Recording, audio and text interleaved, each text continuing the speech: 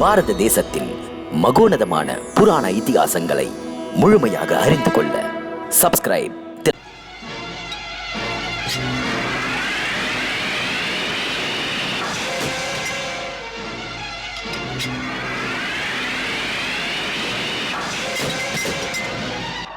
ஏ சூதமைந்தா, உனக்கு வில்லை சரியாக பிடிக்கவே தெரியவில்லையே. ஆனால் என்னை போன்ற வில்வீரனை வெற்றி கொள்ளும் பேராசை உனக்கதற்கு? அர்ஜுனா!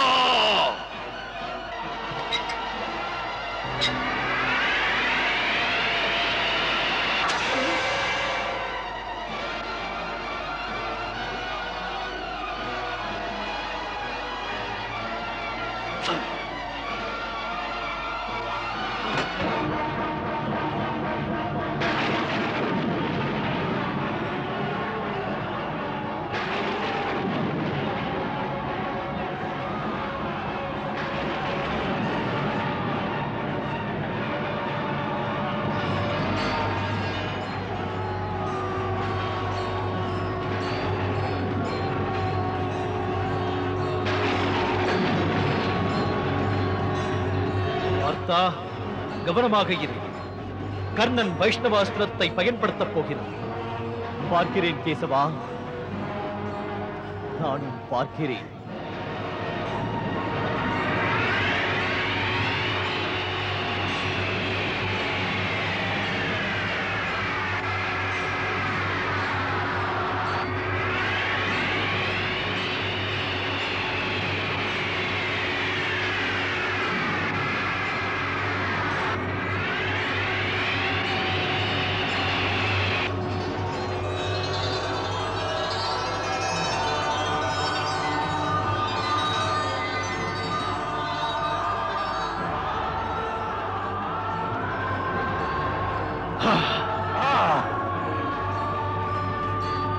சூழ்ச்சிக்காரனே! சூரிய அஸ்தமனமாகிவிட்டது. யுத்தத்தை நிறுத்துங்கள்.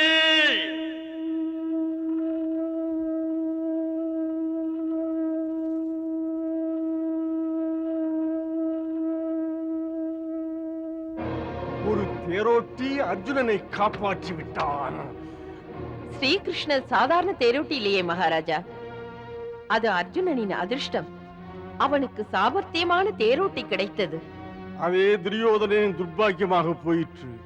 அவனுக்கு கிருஷ்ணனை போல நல்ல தேரோட்டி கிடைக்கவில்லையே. இதுவும் துரியோதனின் துர்பாக்கியம்தான். கிருஷ்ணரால் ஒவ்வொரு முறையும் கௌரவர்களின் வெற்றி தடைபட்டு போகிறதே. அவனுடைய எந்த முயற்சியும் பயனளிக்கவில்லையே. ஸ்ரீகிருஷ்ணரின் முன்னால் கௌரவர்களின் சக்தி அனைத்தும் என்னதான் செய்ய முடியும் மகாராஜா? கிருஷ்ணன் கிருஷ்ணன் கிருஷ்ணன் பிடிக்காவிட்டாலும் கூட நாம் எப்போதும் அவன் பெயரையே ஜெபித்துக் கொண்டிருக்கிறோம்.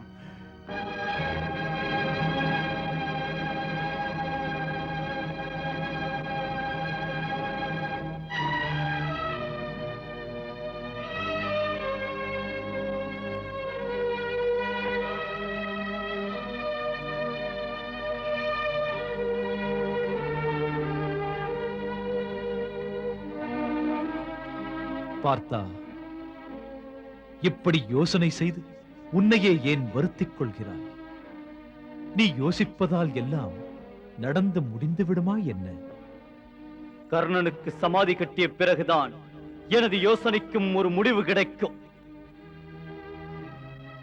பார்த்தா, கர்ணன் என்று தன் பராக்கிரமத்தால் பாண்டவர் சேனையை திக்குமுக்காடு செய்து விட்டான். ஆம், மாபெரும் பாண்டவர்களாகிய எங்களில் ஒருவரால் கூட அவன் எய்த ஒரு பாணத்திற்கும் பதில் கூற முடியவில்லை. ஆனால் அவனோ பாண்டவர்களாகிய எங்களை எல்லாம் விட மிஞ்சி விடுவான் போலிருக்கிறது. அந்த கர்ணன் நகுலனையும் சகாதேவனையும் தோற்கடித்து உயிர் பிச்சை அளித்தான். அதோடு பீமண்ணாவின் சக்தி அனைத்தும்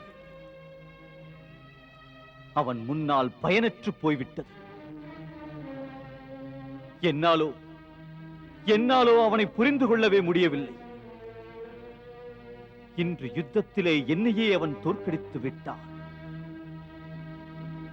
கேசவா, இன்று மட்டும் நீ யுத்தத்தில் நடுவில் வந்து என்னை காத்திராவிட்டால் அவன் எய்த விஷாஸ்திரம் ஒன்று எனது உயிரை பலி வாங்கியிருக்கும்.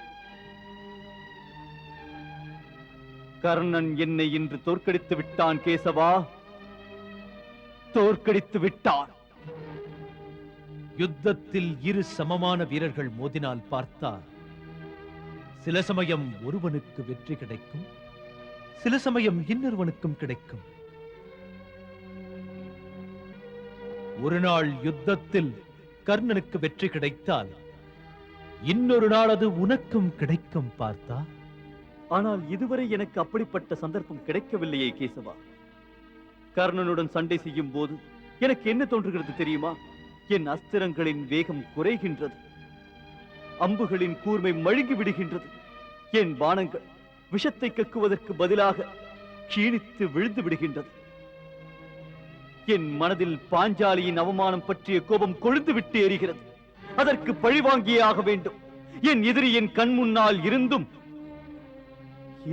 என்னால் ஒன்றும் செய்ய முடியாமல் போயிற்றே. நான் கற்ற கல்விக்கே அவமானம்.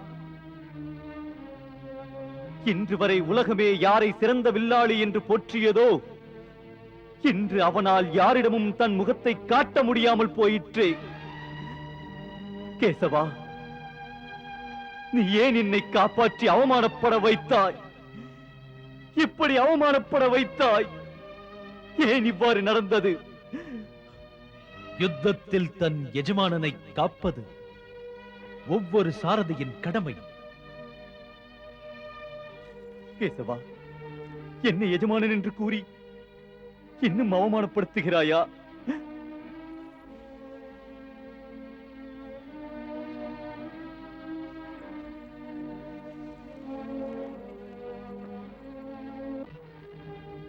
பார்த்தா, சொல், இதில் என்ன தவறு இருக்கிறது?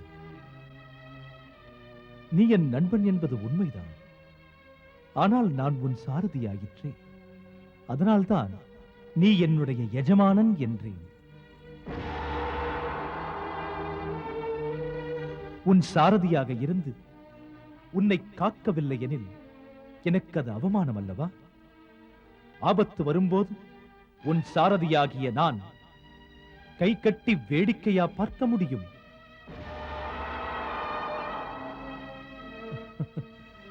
பார்த்தா, ஆத்திரத்தில் அறிவை இழக்கக்கூடாது. யோசித்து செயல்படு. நம்பிக்கையை இழக்காதே. தைரியமாக இரு. நம்பிக்கை இல்லையெனில் ஒன்றும் நடக்காது. இப்போது கொண்டிருக்கும் உன் கோபத்தை நீ யுத்தத்தில் காட்டு. நாளைய யுத்தத்தில் அதை உன்னுடைய பாணத்தில் காட்டு. முதலில் உன் கல்வியில் நீ வைத்திருக்கும் நம்பிக்கையை இனிமேல் உன் மீது வைத்திடு. கடைசியில் வெற்றி உனக்கே பார்த்தா. ஏனென்றால் நீ தர்மத்தின் பக்கம்.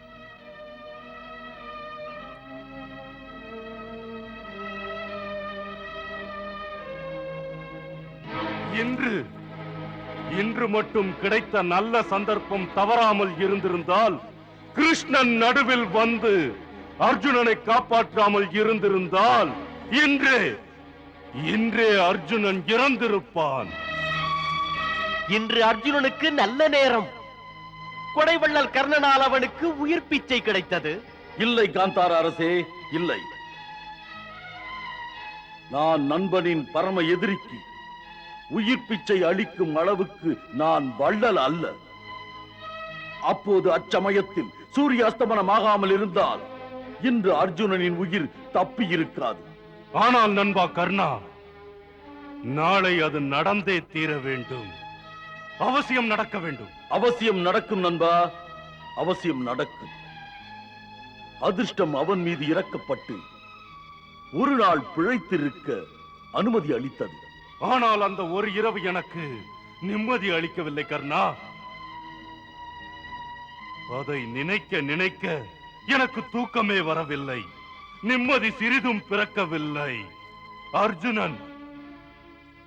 அர்ஜுனன் நம் கையில் இருந்து தப்பிவிட்டான். என் மனதில் கவலை குடிகொண்டுள்ளது. என் மனதில் கவலை குடிகொண்டுள்ளது. நண்பா, உன்னை விட அந்த அர்ஜுனன் தான் அதிக கவலையுடன் இருப்பான். இதை நினைத்து நினைத்து அவன் செத்துக் கொண்டிருப்பான். என் கையால் ஏன் சாகவில்லை என்று வெட்கத்தினால் தலை நிமிர முடியாமல் இருப்பான். இன்று அவன் மரணத்தின் எல்லைக்கே போயிருப்பான். அவனுடைய கௌரவத்திற்கு இன்று நான் இழைத்த அவமானத்தால் தாங்க முடியாத வேதனையில் துடிதுடித்துக் கொண்டிருப்பான் அவன். நண்பா, என்னை நீ நம்பு. இன்று இரவு அர்ஜுனனால் கண்டிப்பாக தூங்க முடியாது. நான் விரும்புவது அவன் ஒரேடியாய் தூங்க வேண்டும். உன் மீது நம்பிக்கை உள்ளது. உன்னால் மரணத்தின் ஓலம் கேட்கிறது கர்ணா. ஆம் கர்ணா, உன்னால். என்னுடைய வில்லை பார். என்னை விட உனக்குதான் இந்த வில்லின் மீது நம்பிக்கை இருக்க வேண்டும். இதன் பெயர் விஜயதனுஷ். இதே வில்தான் நாளை உனது விரோதி அர்ஜுனனை கொன்று வெற்றியை தரப்போகிறது. அங்கராஜ கர்ணா, தங்களுக்கு தங்களை விட தங்கள் அம்பு மீது நம்பிக்கை உள்ளது. அதற்கு ஏதாவது காரணம் உண்டா? துச்சாதனா, இதை சாதாரணமாக நினைத்து விடாதே. இது மிகச்சிறந்தது. மிகச்சிறந்தது. மிகச்சிறந்ததா? மிகச்சிறந்ததா? ஆம். இதை சொர்க்கத்தை ஏற்படுத்திய விஸ்வகர்மாவே இதை தானே உருவாக்கி சொர்க்காதிபதியான இந்திரனுக்கு பரிசாக கொடுத்தார்.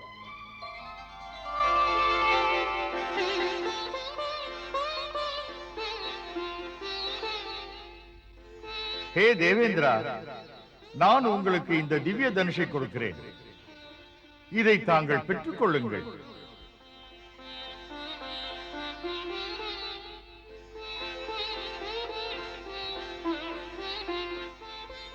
நன்றி விஸ்வகர்மா அவர்களே. இந்த தனுஷை உபயோகிப்பவர்கள் தன் எதிரிகளிடம் ஒருபோதும் தோல்வியடைய மாட்டார்கள். அப்போது இந்த தனுஷுவிற்கு விஜயம் என்றே பெயரிடலாம். இதை விஜயன் என்றே அழைக்கலாம். பிறகு இந்த தனுசை தேவேந்திரன் ஒரு சமயம் என்னுடைய குரு பார்கவ பரசுராமருக்கு அவர் சகசரபாகு என்ற அரசனை கொன்று தேவர்களுக்கு உதவிய போது கொடுத்தார். ஹே பார்கவ பரசுராமா, விஜயன் என்ற பெயர் கொண்ட இந்த திவ்ய தனுஷை நான் உங்களுக்கு பரிசாக அளிக்கிறேன். இதை தாங்கள் பெற்றுக் கொள்ளுங்கள்.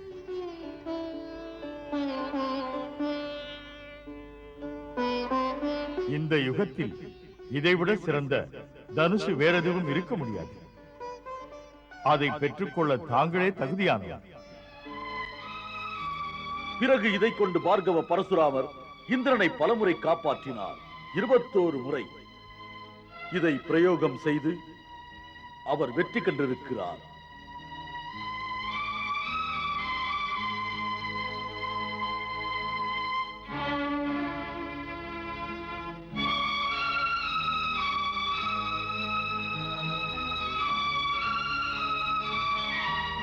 அங்கராஜனே, நீ மிகுந்த பாக்கியசாலி. இன்று உன் கையில் அந்த திவ்ய தனுஷ் உள்ளது. நண்பா, அது என்னுடைய பாக்கியம். அந்த பார்கவ பரசுராமர் தன்னுடைய கையாலேயே இந்த தனுசை எனக்கு கொடுத்தார். அர்ஜுனன் தன்னுடைய காண்டீபத்தை பெரிதாக கருதலாம். ஆனால் நாளைய யுத்தத்தில் அது நிச்சயம் தெரிந்துவிடும். அவனுடைய காண்டீபம் சிறந்ததா அல்லது என்னுடைய இந்த காண்டீபம் சிறந்ததா என்று.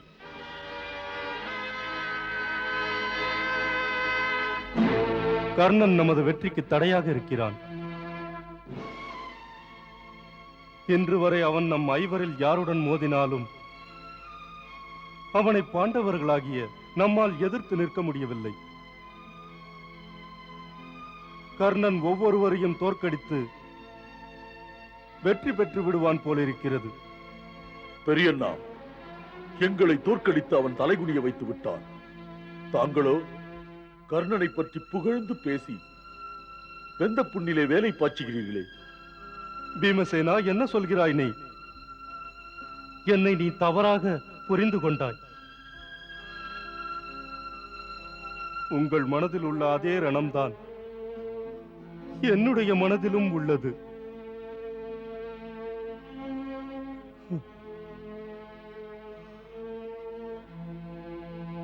பாண்டவர்களை எதிர்ப்பதில் கர்ணன் இவ்வளவு தீவிரமாக இருந்ததில்லை. அவன் எத்தனையோ முறை நம்மிடம் தோற்றிருக்கிறான். அர்ஜுனன் அவனை விரட்டி அடித்திருக்கிறான். ஒன்று மட்டும் புரியவில்லை. இப்போது மட்டும் கர்ணனுக்கு எவ்வாறு இவ்வளவு பலம் வந்தது? அவனுடைய ஒவ்வொரு அம்பிற்கும் எங்கிருந்து இவ்வளவு சக்தி வந்தது? பாண்டவர்களாகிய நாம் அவன் முன் ஏன் சக்தியற்று போகின்றோம்? நகுலன் சகாதேவனால் ஏன் அவன் முன்னால் நிற்க முடியவில்லை? ஏன் பீமசேனனின் பலம் அவன் முன்பு க்ஷீணித்து விடுகின்றது? ஏன் அர்ஜுனன் அவனிடம் ஏன் தோற்றான்? ஏன்? நான் அதற்கு காரணத்தை கூறுகிறேன்.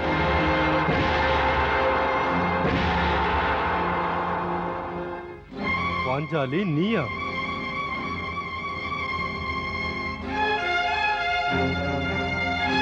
இந்த இரவில் நீ ஏன் வெளியே வந்தாய்?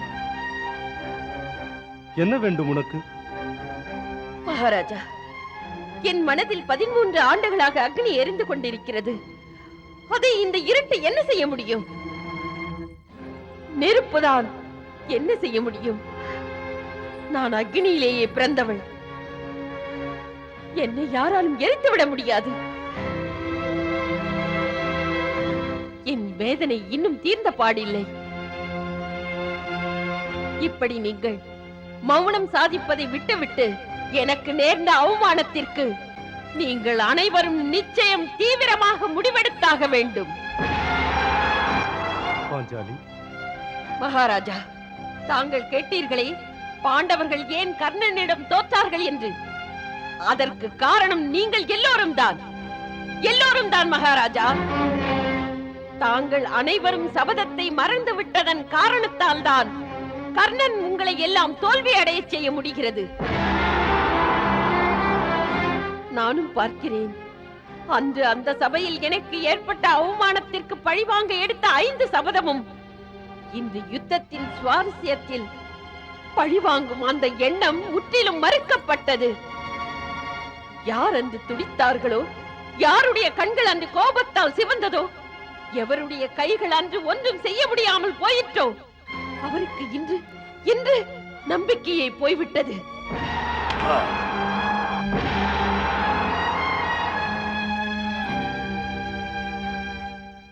இதற்கெல்லாம் காரணமான அந்த துஷ்டன் உங்கள் மனைவியை இவள் பத்தினி அல்ல, கௌரவமானவள் அல்ல என்றெல்லாம் சொன்னவனை மறந்து விட்டதா?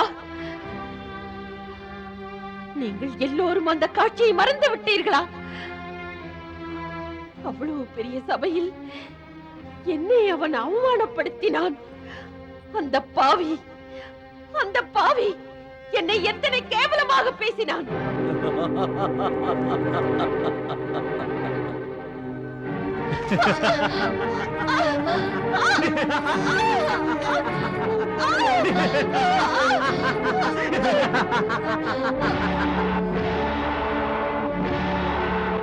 வா திரௌபதி, வா, வந்து என் தொடையில் அமர்ந்து கொள்.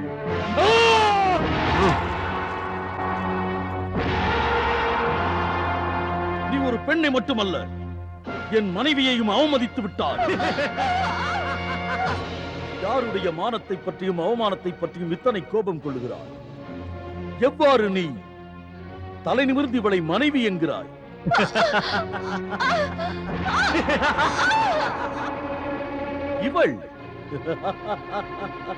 இவள்தானே உங்கள் ஐவருக்கும் மனைவி அல்லவா?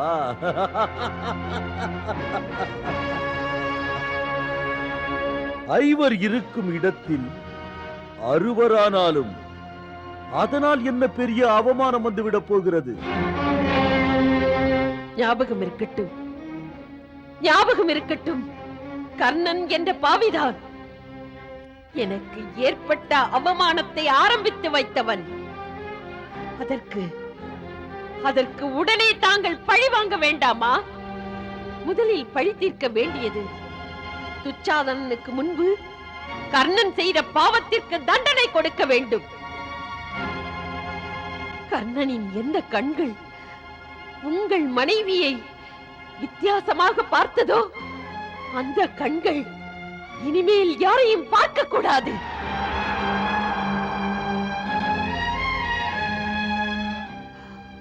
ஆனால் உங்கள் அனைவரின் மனதில் உள்ள சபதத்தின் அக்னி ஜுவாலை அணைந்து விட்டது. அதை திரும்பவும் மூட்டுங்கள்.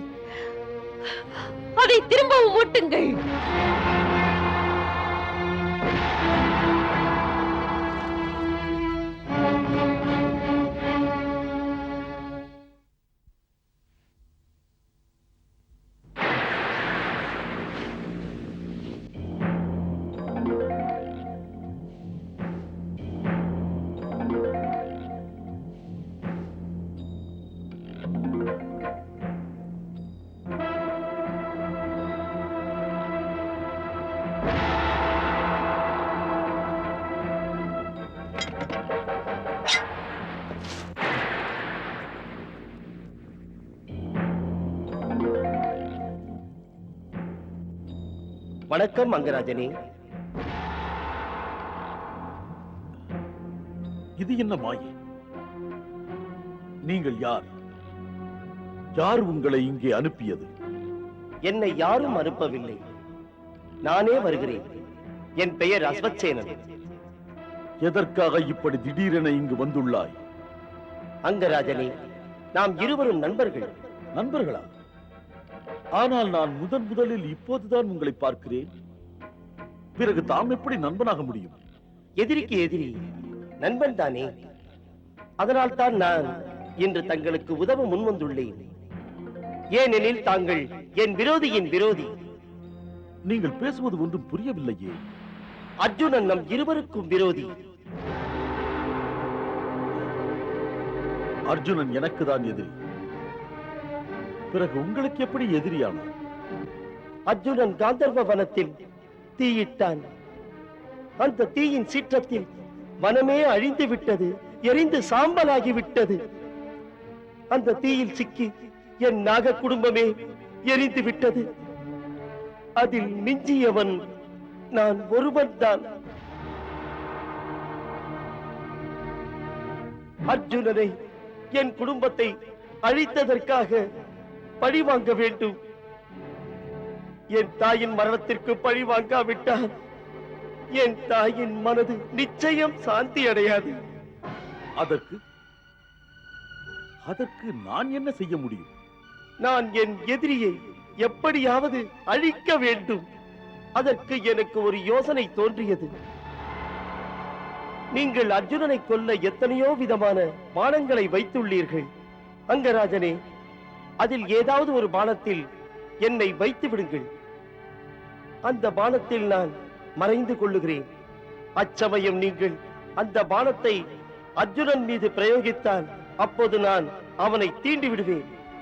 அதன் பிறகு அர்ஜுனன் உயிர் பிழைப்பதே கடினம். நாம் இருவரும் ஒருவருடன் ஒருவர் சேர்ந்து அர்ஜுனனை கொன்று விடலாம். எனக்கு அந்த அர்ஜுனனை கொல்வதற்கு யாருடைய தயவும் தேவையில்லை. அதை நானே தான் முடிக்க வேண்டும்.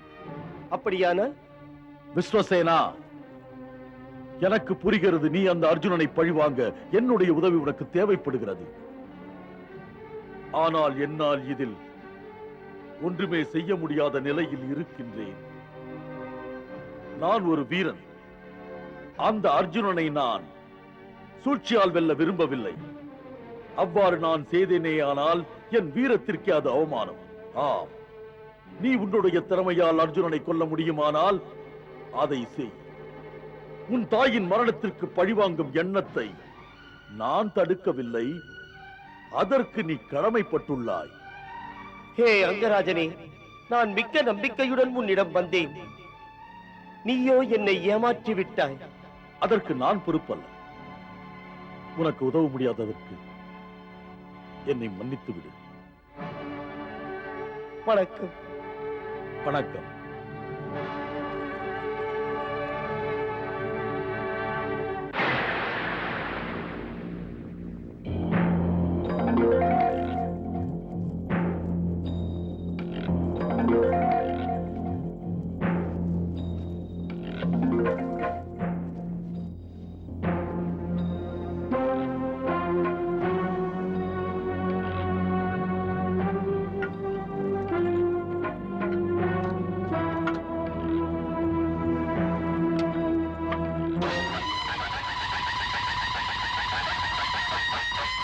ஆக்கிரமியுங்கள்!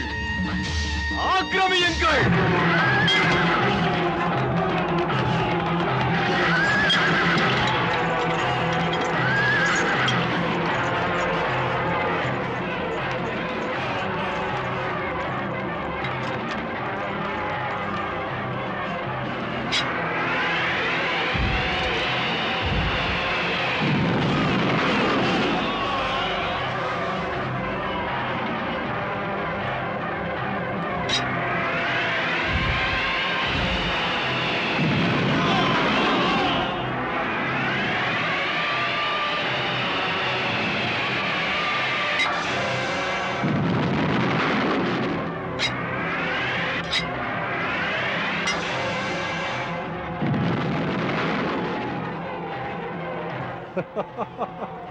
ஓ, சாம்ராட் யுதிஷ்டரரா?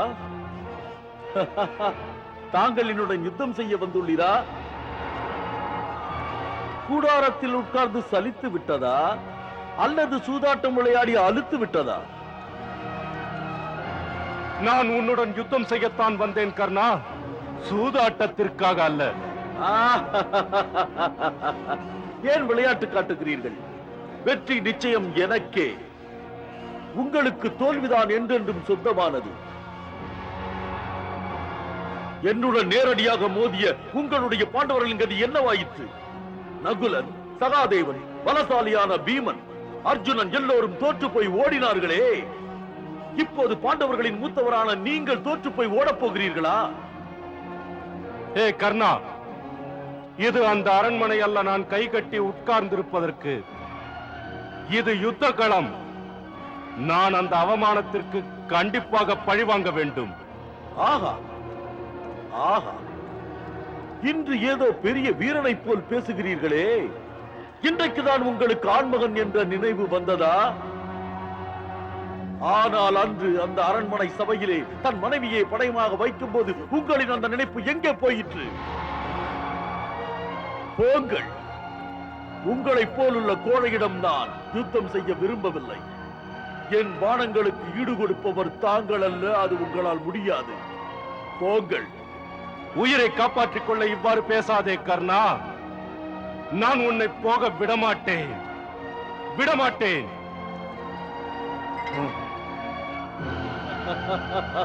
சாகாமல் போக மாட்டீர்கள் போலிருக்கிறது. சரிதான், அதுதான் உங்கள் ஆசை என்றால் அதை நிறைவேற்றி வைக்கிறேன்.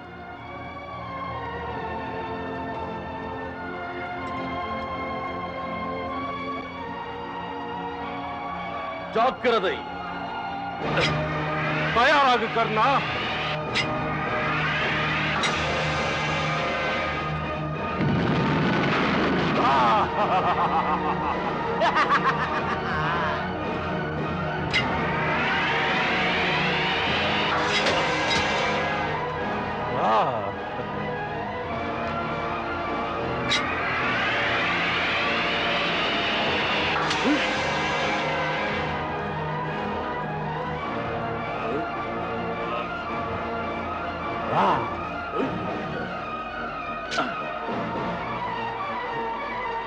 சபாஷ் குந்தி மகனே, சபாஷ்.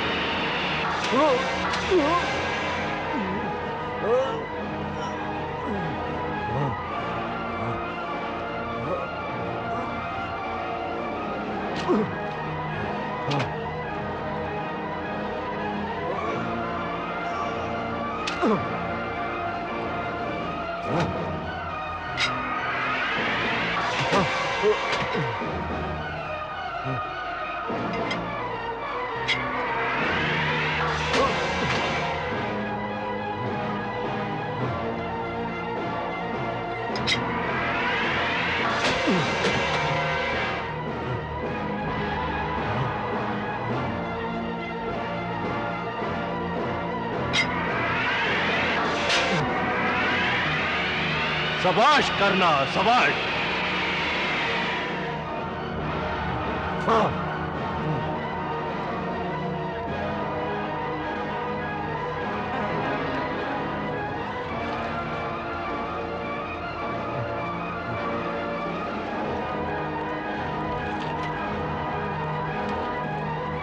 தாயே, உங்களுக்கு 5 மகன்கள் என்றும் இருப்பார்கள். அர்ஜுனன் இல்லாவிட்டால் கர்ணனுடன் சேர்த்த 5, கர்ணன் இல்லாவிட்டால் அர்ஜுனனுடன் சேர்ந்த 5. நான் அர்ஜுனனை தவிர வேறு யாரையும் கொல்ல மாட்டேன். இது சத்தியம்.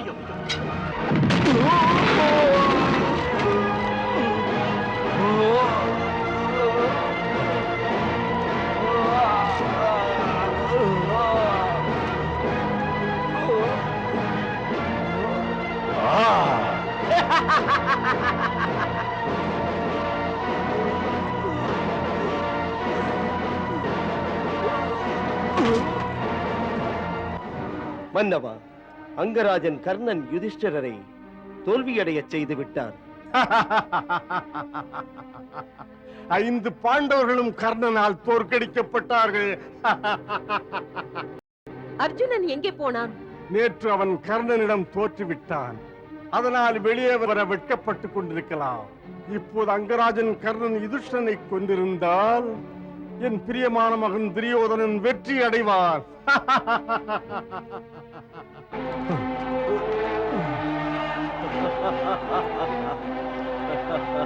சபாஷ் யுதிஷ்டரரே, நான் தான் முன்பே சொன்னேனே, யுத்தம் செய்வது உங்களுடைய வேலை அல்ல என்று.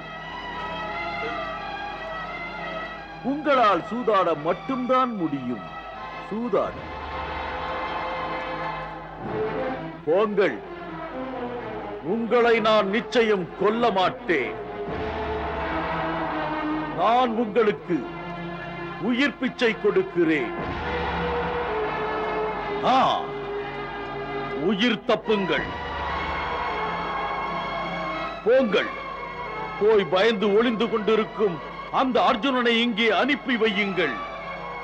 அவனிடம் சொல்லுங்கள், உன்னிடம் ஏதாவது வீரம் என்று பாக்கி இருந்தால் என் முன்னே வந்து இந்த கர்ணனிடம் மோத சொல்லுங்கள். போங்கள். ஏ சாரதி, உன் அரசர் யுதிஷ்டரின் இந்த ரதத்தை அவர் கூடாரத்திற்கு எடுத்து செல். ஏனென்றால் வேறு யாரும் அவரை தாக்கிவிடக் கூடாது. போங்கள்.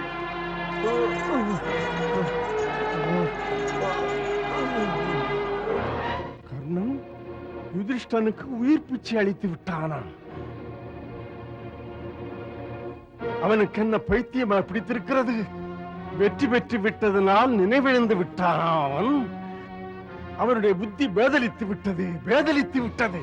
யுதிஷ்டனுக்கு உயிர் பிச்சை அளித்து விட்டாரே, முட்டாள்தனம் பண்ணி விட்டாரே. அவனை கொன்றிருக்க வேண்டும். எப்படி சொல்வேன் மகாராஜா? யுதிஷ்டர் நிராயுதபாணி ஆயிற்றே. அதனால் என்ன? அபிமன்யு கூட நிராயுதபாணிதான். அவனை கொன்றார்களா இல்லையா? ஆச்சாரியர் துரோணரும் நிராயுதபாணியாகத்தான் இருந்தார்.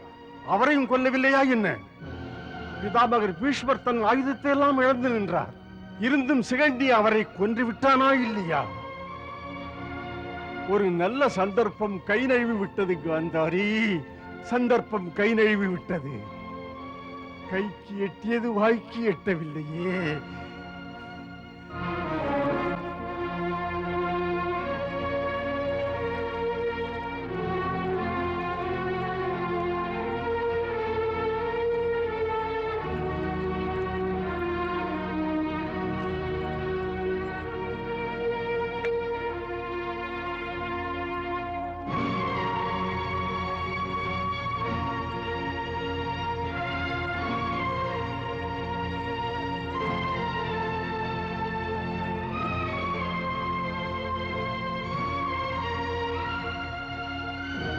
நகுலா, சகாதேவா, சொல்லுங்கள் அண்ணா. இருவரும் மீண்டும் யுத்த பூமிக்கு செல்லுங்கள். ஆனால் அண்ணா, இந்த நிலையில் தங்களை தனியே விட்டுவிட்டு எப்படி செல்வது? என்னை தனியாக இருக்க விடு சகாதேவா. எனக்கு தனிமை தேவைப்படுகிறது.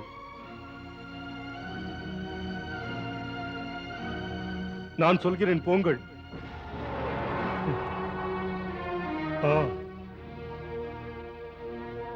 நான் கர்ணனின் மரணச் செய்தியை கேட்க விரும்புகின்றேன். அவன் மரணச் செய்தியை சீக்கிரமாக சொல்லி அனுப்புங்கள். போங்கள். அப்படியே ஆகட்டும் அண்ணா.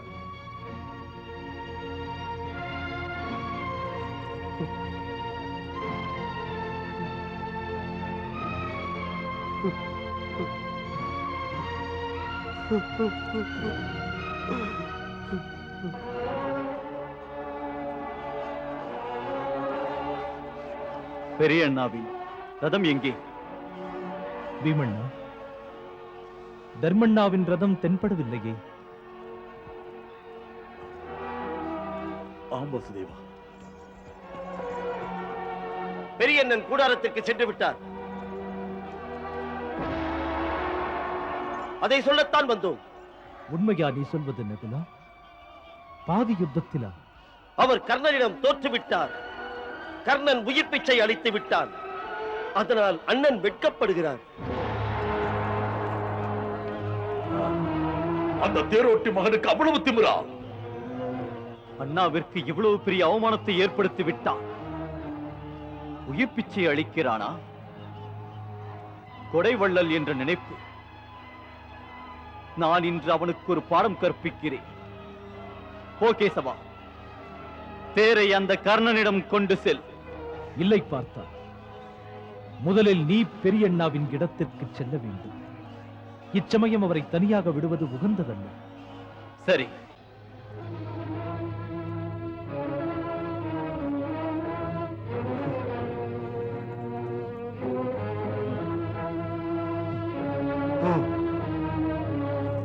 வணக்கம் பெரியண்ணா.